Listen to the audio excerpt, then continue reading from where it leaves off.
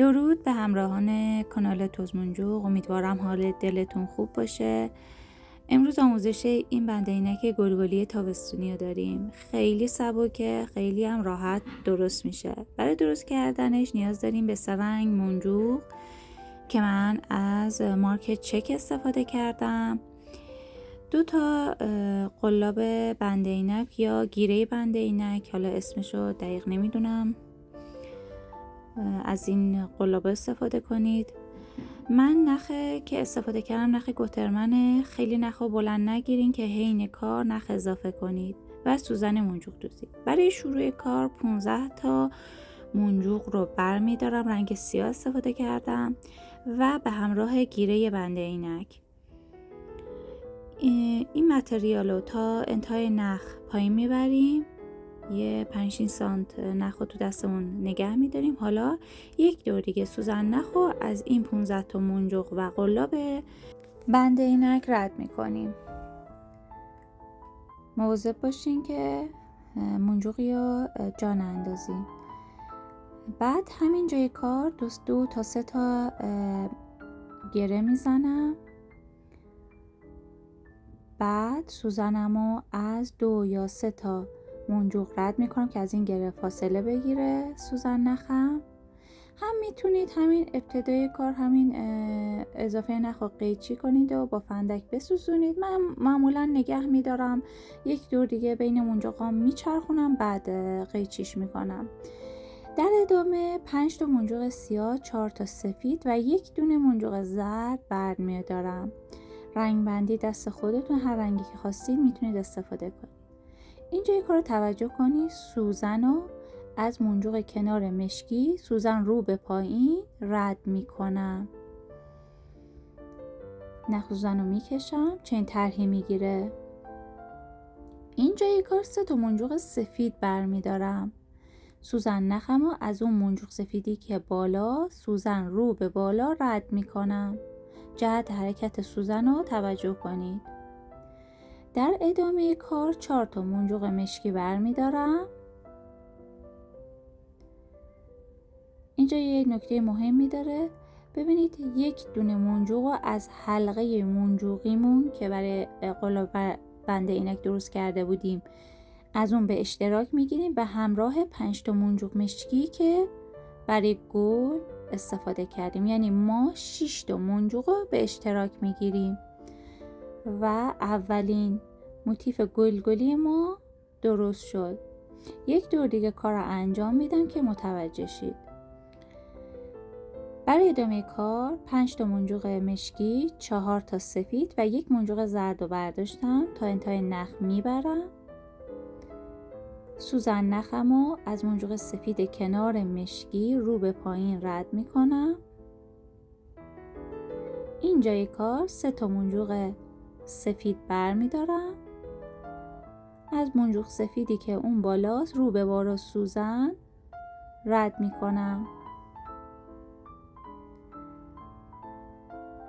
و در ادامه 4 تا منجوق مشکی برمیدارم. اینجا از 6 تا منجوق اشتراک میگیرم. چجوری؟ نگاه کنید. 1 دونه منجوق از موتیف قبلیمون اشتراک میگیرم به همراه 5 تا منجوقی که جدید وارد نخمون کردیم. در واقع ما 6 تا منجوق به اشتراک میگیریم. اینجوری موتیف بعدیمون هم آماده شد. و همین راحت میتونید یک بند عینک خیلی خوشگل و تابستونی رو درست کنید. خیلی راحته و زود هم آماده میشه. نخ بلند نگیرین که اذیت نشین. حین کار نخ اضافه کنید. نخ اضافه کردنم بهتون آموزش دادم، توی آموزش‌های قبلیم هست، حتما ببینید. یک دور دیگه کار رو با شما انجام بدم. سوزن نخ رو به پایین از منجوق سفید رد میکنم. حالا 3 تا منجوق برمیدارم. از منجوق سفیده بالا سوزن نخم رو رد میکنم. دوستان ممنون میشم کانالمو سابسکرایب کنی، ویدیومو لایک کنی. اگه سوالی داشتین تو کامنت ها از من بپرسین که انرژی باشه برای آموزش های بعدی. ممنونم از شما. حالا 4 تا منجوق مشکی بر میدارم.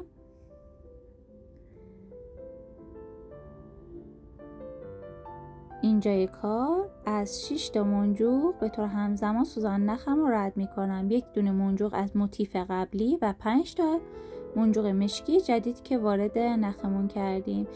توی مدل هایی که آموزش میدن این منجوق مشکی که اشتراک میگیریم از موتیف قبلی انجام نمیدن، بین موتیفا فاصله میفته، ولی با اشتراک گرفتن یک منجوق از موتیف قبلی باعث میشه که این فاصله بین گل هاتون نیفته.